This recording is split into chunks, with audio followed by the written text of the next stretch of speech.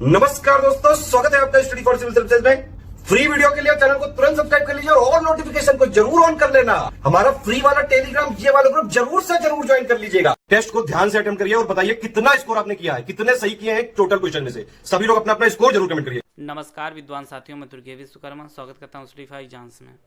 दोस्तों, यह UP jail warden Hindi series का 8वां वीडियो है। वीडियो शुरू करने से पहले मैं आपको बताना चाहता हूँ, हमारे कई पेड ग्रुप चलते हैं। अगर आप इनको लेना चाहते हो तो इन 2 नंबर पर कॉल कर जानकारी प्राप्त कर सकते हैं। तो दोस्तों, देखते हैं आज का पहला प्रश्न हम लोग। हिंदी की विशिष्ट ब्रज भाषा किस रूप में सबसे अधिक प्रसिद्ध है? आप लोगों के सामने 4 ऑप्शन है: राजभाषा, तकनीकी भाषा, राष्ट्रभाषा या काव्य भाषा। तो इसका जो सही आंसर है वह ऑप्शन डी, काव्य भाषा। हिंदी की विशिष्ट ब्रज भाषा जो है सर्वाधिक काव्य भाषा के रूप में प्रसिद्ध है और यह भी संस्कृत भाषा से ही जन्मी एक भाषा है और इसका सर्वाधिक जो विस्तार हुआ था वह भक्ति काल के टाइम में इसका सबसे अधिक विस्तार हुआ था। और ब्रज भाषा में हमारे सूरदास जी, तुलसीदास जी और रसखान, केशवदास जी, घनानंद और बिहारी ने ब्रज भाषा में अपने काव्य रचनाएं की है। तो इस प्रश्न का जो उत्तर होगा वो ऑप्शन डी, काव्य भाषा। आ देते हैं अगला प्रश्न हम लोग। निम्न में से महाप्राणवर्ण कौन से है वह आपको पहचानना है। प, ब, क, ग, त, द या ख, घ। तो इसका जो सही आंसर है वह ऑप्शन डी, ख, घ जो है महाप्राणवर्ण होते हैं। और महाप्राणवर्ण वो होते हैं जिन व्यंजनों के उच्चारण में मुख से अधिक हवा निकले, अर्थात हर वर्ग का दूसरा और चौथा व्यंजन जो होता है वह महाप्राणवर्ग के अंतर्गत आता है। तो आपका खा और घा जो है, खा आपका दूसरा है और घा जो है चौथा वर्ण है। तो इसका जो आंसर होगा वो ऑप्शन डी सही है। आज देते हैं अगला प्रश्न हम लोग। किस वर्ण का उच्चारण स्थान दंत्य है वो आपको पहचानना है। ट, थ, क या प। तो इसका जो सही आंसर है वह ऑप्शन बी, था। था जो है वह दंत के अंतर्गत आता है और दंत वर्ग के अंतर्गत आपका ता वर्ग पूरा आता है और जो है सा आता है। इनका जो उच्चारण स्थान होता है वह दंत होता है। तो इसका जो ऑप्शन बी है वह सही है। आ देते हैं अगला प्रश्न हम लोग। त्रवर्ण किन वर्णों के संयोग से बना हुआ आपको पहचानना है। आप लोग 4 ऑप्शन पढ़ लीजिए। इसका जो सही आंसर है वह ऑप्शन सी, त प्लस रा मिलके आपका त्रा बनता है। इसका जो ऑप्शन सी है वह सही है। आ जाते हैं अगला प्रश्न हम लोग। आज के युग में भी हरिश्चंद्रों की कमी नहीं है। इसमें आपको संज्ञा के प्रकार पहचानना है। द्रव्यवाचक, समूहवाचक, जातिवाचक या व्यक्तिवाचक। तो इसका जो सही आंसर है वह ऑप्शन सी, जातिवाचक। यहाँ जो है हरिश्चंद्र जो लिखा हुआ है वह व्यक्तिवाचक ना होकर वह जातिवाचक है, जाति सूचक है। इसका जो ऑप्शन सी है वह सही है। आ देते हैं अगला प्रश्न हम लोग। कमल शब्द में कितनी मात्रा वो आपको बताना है। 5, 4, 6 या 3। तो इसका जो सही आंसर हो जाएगा वह ऑप्शन डी, 3। कमल शब्द में जो है 3 मात्रा है। का पर 1, माँ पर 1 और ला पे 1। तो टोटल जो है 3 मात्रा है कमल शब्द में। आ जाते हैं अगला प्रश्न हम लोग। वीरता शब्द में कितनी मात्रा वो आपको बताना है। 5, 4, 6 या 3। तो इसका जो सही आंसर हो जाएगा वह आपका ए, 5 मात्रा है। वीरता शब्द में 5 मात्रा है। 2 आपका वा पे, 1 रा पे और ता पे 2। तो इस प्रकार जो है 5 मात्रा जो है वीरता शब्द में है। तो इसका जो ऑप्शन ए है वह सही है। आज देते हैं अगला प्रश्न हम लोग। लिंग की दृष्टि से रास्ता क्या है। स्त्रीलिंग है, पुल्लिंग है, नपुंसक लिंग है या इनमें से कोई नहीं। तो इसका जो सही आंसर है वह ऑप्शन बी, पुल्लिंग। रास्ता जो शब्द है वह पुल्लिंग के अंतर्गत आता है। इसका जो ऑप्शन बी है वह सही है। आइए देखते हैं अगला प्रश्न हम लोग। आपको शुद्ध वर्तनी पहचाननी है। 4 ऑप्शन आप लोगों को सामने दिए गए हैं, आप लोग ऑप्शन पढ़ लीजिए। इसका जो सही आंसर है वह ऑप्शन सी, 6। यह जो लिखा हुआ है यह शुद्ध वर्तनी का शब्द है। इसका जो ऑप्शन सी है वह सही है। आइए देखते हैं अगला प्रश्न हम लोग। शुद्ध वर्तनी आपको पहचानना है। आप लोग सामने 4 ऑप्शन दिया गया, आप लोग चारों ऑप्शन पढ़ लीजिए। इसका जो सही आंसर है वह ऑप्शन बी अन्वेषण है। यह जो शब्द लिखा गया है यह शुद्ध वर्तनी का शब्द है। इसका जो ऑप्शन बी है वह सही है। आइए देते हैं अगला प्रश्न हम लोग। उर्वर का विलोम आपको बताना है। आप लोग सामने ऑप्शन है उत्कृष्ट, ऊसर, अतिवृष्टि, उत्तमण। इसका जो सही आंसर है वह ऑप्शन बी ऊसर। उर्वर का जो विलोम होता है वह ऊसर होता है। इसका जो ऑप्शन बी है वह सही है। आइए देखते हैं अगला प्रश्न हम लोग। चिरंतन का विलोम आपको बताना है।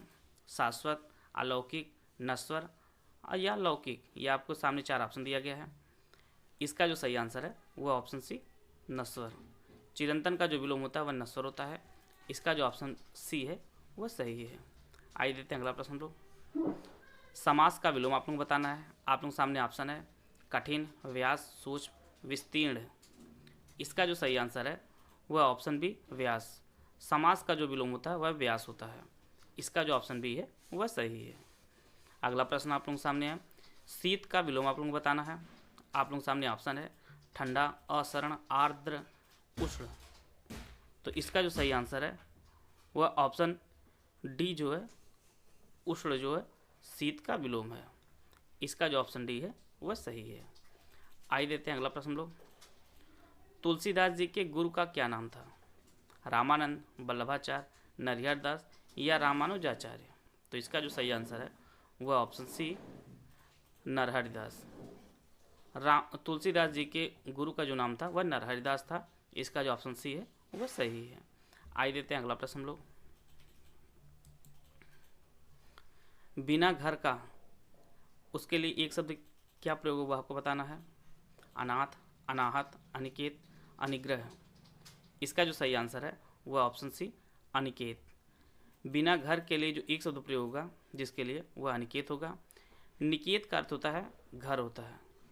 निकेत का जो अर्थ होता है वह घर होता है और आ हमेशा नहीं के लिए लगाया जाता है। तो इसका जो पूरा शब्द होगा आपका अनिकेत। अनिकेत मतलब होता है बिना घर का। अगला प्रश्न हम लोग देखते हैं। फेंक कर चलाए जाने वाला हथियार के लिए एक शब्द क्या प्रयोग होगा आपको बताना है। शस्त्र, अस्त्र, गुलेल, भाला। तो इसका जो सही आंसर है वह ऑप्शन ए अस्त्र। फेंक कर चलाए जाने वाले हथियार को अस्त्र कहा जाता है। इसका जो ऑप्शन ए है वह सही है। और ये सभी जो है गुलेल, भाला ये सब प्रकार हैं। आइए देते हैं अगला प्रश्न हम लोग। सामाजिक शब्द में प्रत्यय बताइए, वो आपको बताना है। इसमें कौन सी प्रत्यय लगी हुई है। और प्रत्यय जो है शब्द के अंत में लगती है और उपसर्ग जो है शब्द के पहले लगता है। इसमें सम है, ईक है, इक है या स है। तो इसका जो सही आंसर है वह ऑप्शन सी एक प्रत्यय है। जब समाज शब्द में एक प्रत्यय लगती है तो यह जो है आपका सामाजिक हो जाता है। इसका जो ऑप्शन सी है वह सही है। आइए देते हैं अगला प्रश्न लोग। चावल शब्द किस प्रकार का शब्द होगा आपको बताना है। रूढ़, यौगिक, योग रूढ़ या इनमें से कोई नहीं। इसका जो सही आंसर है वह ऑप्शन ए जो है इसका सही आंसर है। यह रूढ़ शब्द है।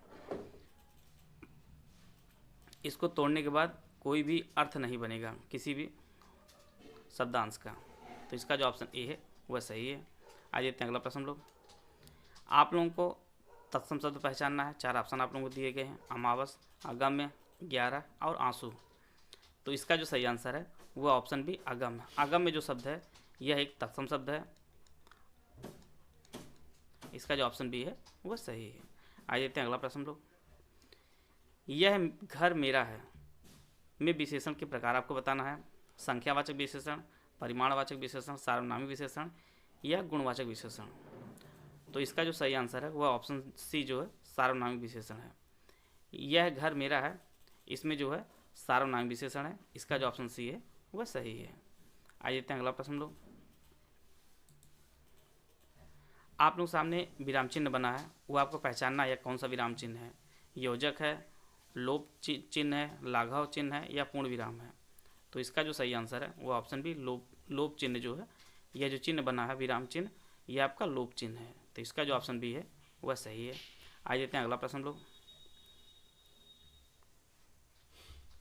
मैं जानता हूँ कि तुम्हारे अक्षर अच्छे नहीं बनते। यह आपको बताना है यह किस वाक्य प्रकार है, कौन सा प्रकार है। सरल वाक्य, संयुक्त वाक्य, मिश्र वाक्य या इनमें से कोई नहीं। तो इसका जो सही आंसर है वह है ऑप्शन सी, मिश्र वाक्य। मैं जानता हूँ कि तुम्हारे अक्षर अच्छे नहीं बनते। यह जो वाक्य है यह मिश्र वाक्य का एक उदाहरण है। और मिश्र वाक्य की जो पहचान आप लोग करते हैं उसको आप लोग जान लीजिए। जहाँ पर आपका जो है बीच में जो है की लगा हुआ है, या क्योंकि हो,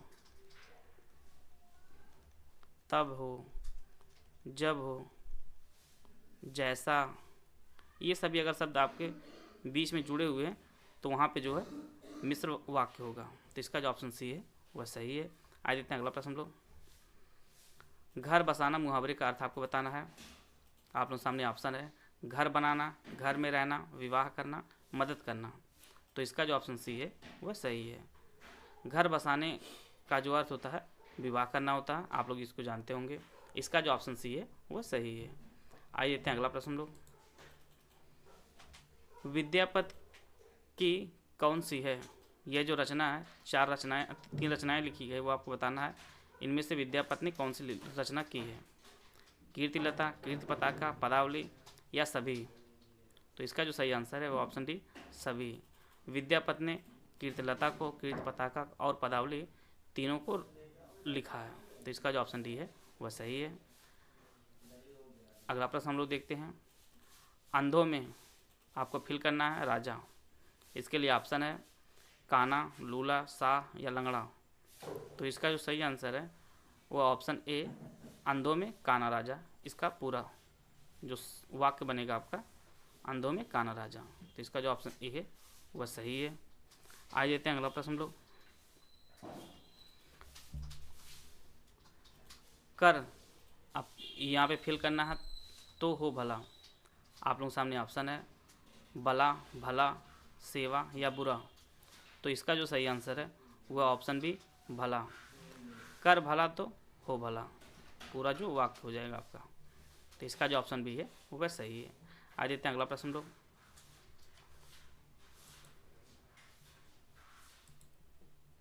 राहुल सांकृत्यायन का जन्म कहाँ हुआ था वो आपको बताना है। लखनऊ, अम्बेडकर नगर, अमरोहा या आजमगढ़। तो इसका जो सही आंसर है वह ऑप्शन डी, आजमगढ़। राहुल सांकृत्यायन का जो जन्म हुआ था वह आजमगढ़ में होता है। इसका जो ऑप्शन ए है वह सही है। आज देते हैं अगला प्रश्न लोग। यह पढ़ता है में कौन सा काल हुआ आपको बताना है। सामान्य वर्तमान, तात्कालिक वर्तमान, संदिग्ध वर्तमान या पूर्ण वर्तमान। तो इसका जो सही आंसर है वह ऑप्शन ए, सामान्य वर्तमान। यह पढ़ता है, इस वाक्य में जो है सामान्य वर्तमान है। इसका जो ऑप्शन ए है वह सही है। आज देते हैं अगला प्रश्न लोग। आप लोगों के सामने 4 वाक्य दिया गया है, इनमें आपको बताना है कौन सा वाक्य जो है सही है, वह पहचानना है। पहला वाक्य है मैं अपना काम स्वयं कर देता हूँ। दूसरा वाक्य है वह आया होता तो मैं जाता। तीसरा है वह अपना सामान लेकर जाएगा। और चौथा जो वाक्य है महात्मा गांधी एक बहुत बड़े महापुरुष थे। तो इसका जो सही आंसर है वह ऑप्शन सी, वह अपना सामान लेकर जाएगा। यह एक शुद्ध वाक्य है। अन्य वाक्यों में जो त्रुटियाँ उनको आप लोग देख लीजिए। मैं अपना काम स्वयं कर लेता हूँ, यहाँ पर जो है ये हो जाएगा। दूसरा जो वाक्य है वह आया होता तो मैं जाता, तो वह यहाँ पर हो जाएगा वह आता तो मैं जाता। वह आता तो मैं जाता, तब यह शुद्ध हो जाएगा। और महात्मा गांधी एक बहुत बड़े महापुरुष थे, तो यह वाक्य गलत है।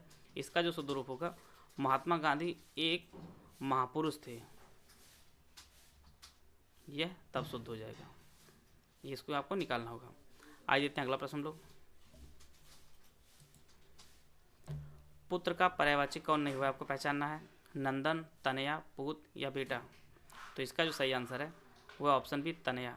तनया जो है पुत्र का पर्यायवाची ना होकर यह पुत्री का पर्यायवाची है। बाकी जो अन्य तीनों शब्द दिए गए नंदन, पूत और बेटा जो है यह सभी पुत्र के पर्यायवाची हैं। तो इसका जो ऑप्शन बी है वह सही है। आइए देखते हैं अगला प्रश्न लोग। पंडित का पर्यायवाची कौन नहीं हुआ आपको बताना है। जड़, विद्वान, मनीषी, प्रज्ञ। तो इसका जो सही आंसर है वह ऑप्शन ए जड़। जड़ जो है वह पंडित का पर्यायवाची ना होकर यह मूर्ख का पर्यायवाची होता है। और यहाँ पे जो तीनों शब्द दिए गए हैं विद्वान, मनीषी और प्रज्ञ जो है ये सभी पंडित के पर्यायवाची हैं। तो इसका जो ऑप्शन ए है वह सही है। आइए देखते हैं अगला प्रश्न लोग। पर्वत का पर्यायवाची कौन नहीं हुआ आपको पहचानना है। अचल, गिर, नग, तात। इसका जो सही आंसर है वह ऑप्शन डी तात। तात जो है पर्वत का पर्यायवाची ना होकर यह पिता का पर्यायवाची है।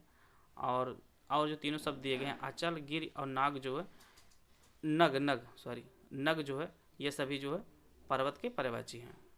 इसका जो ऑप्शन डी है वह सही है। आइए देखते हैं अगला प्रश्न लोग। अर्घ का सही अर्थ बताइए। आदर, निरादर, रस, सूर्य, पहला आज, सूर्य रस। तो इसका जो सही आंसर है वह ऑप्शन बी रस, सूर्य। अर्घ का अर्थ होता है रस और अर्घ का जो अर्थ होता है वह सूर्य होता है। तो इसका जो ऑप्शन बी है वह सही है। आइए देखते हैं अगला प्रश्न लोग। अगर आगर का सही अर्थ बताइए। आप लोगों के सामने ऑप्शन है यदि भंडार, गहना, पर्दा, खान समूह, भंडार, यदि। तो इसका जो सही आंसर है वह ऑप्शन ए यदि भंडार। अगर का अर्थ होता है यदि से और आगर का जो अर्थ होता है वह भंडार होता है। तो इसका जो ऑप्शन ए है वह सही है। आइए देखते हैं अगला प्रश्न लोग। चंद बरदाई के आश्रयदाता कौन थे। आप लोगों से पूछा जा रहा है कि चंद बरदाई किसके राज दरबारी कवि थे। हुमायूं, पृथ्वीराज चौहान, राम सिंह या कीर्ति सिंह। तो इसका जो सही आंसर है वह ऑप्शन बी पृथ्वीराज चौहान। चंद बरदाई जो है पृथ्वीराज चौहान के आश्रय में थे और इन्होंने जो है पृथ्वीराज रासो की रचना की थी। इसका जो ऑप्शन बी है वह सही है। आइए देखते हैं अगला प्रश्न लोग। मैं स्कूल गया वाक्य में जो है वाच्य आपको पहचानना है। कौन सा वाच्य है। भाववाच्य है, कर्तृवाच्य है या कर्मवाच्य है या इनमें से कोई नहीं। तो इसका जो सही आंसर है वह ऑप्शन बी जो है कर्तृवाच्य। मैं स्कूल गया इस वाक्य में जो है कर्तृवाच्य है। इसका जो ऑप्शन बी है वह सही है। वीडियो अगर आपको अच्छा लगा तो आप लाइक कर सकते हैं, चैनल सब्सक्राइब कर लीजिए। वीडियो को पूरा देखने धन्यवाद। जय हिंद, जय भारत।